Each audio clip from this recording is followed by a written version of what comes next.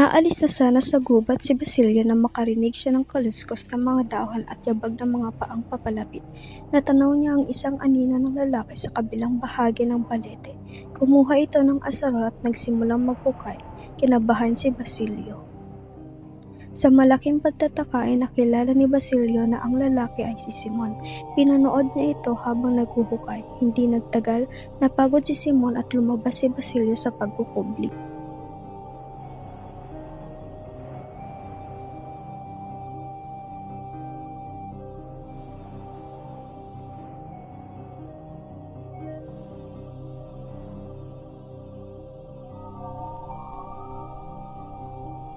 Dinukot ni Simon ang kanyang revolver at itinutok kay Basilio.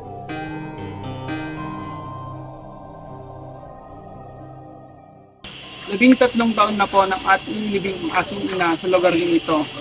Kagagalak ko kung makaganti rin ako sa inyo. Kilala mo ba ako?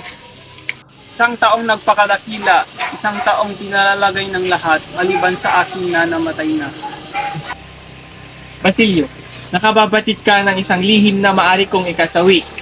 Hindi kita papatayin sa pag-asang hindi ko ito pagsisisihan. Sinalaysay ni Simon kay Basilio ang kanyang buhay sa nagdaang 13 taon. Naglagalag ako at nagsikap mag-ipon ng maraming salapi upang maisagawa ang aking layon. Hindi po, kung dahil sa Kastila ay mapapalapit tayo sa pamahalaan.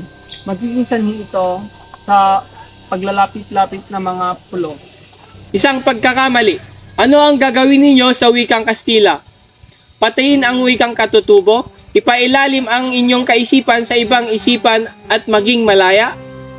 Lalo kayong magiging alipin. Sa halip ay tulungan mo ako.